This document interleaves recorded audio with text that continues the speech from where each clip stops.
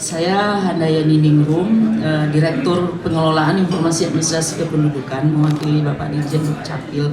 Kalau dilihat kabupaten kota yang ada di Bali sudah sangat tertib ya Dinas Dukcapilnya dalam mengadministrasikan pendudukan. Namun karena heterogennya di sini banyak warga negara asing, diminta kepada penduduk dan warga negaranya yang tertib melaporkan setiap kejadian penting, karena di Dukcapil itu tidak hanya warga negara Indonesia yang dilayani, tapi juga warga negara asing yang ada di sini. Apapun kejadian yang terjadi pada dirinya, maka Dukcapil itu wajib mengadministrasikannya.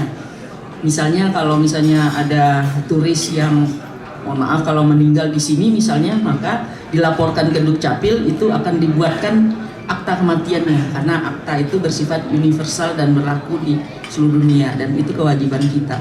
Begitu juga kalau warga negara asing yang sudah ada KTP, maka teman-teman jangan heran loh, kok warga negara asing ada KTP-nya? Iya, warga negara asing yang sudah memenuhi izin tinggal tetap dan memenuhi syarat, maka diberikan KTP-nya.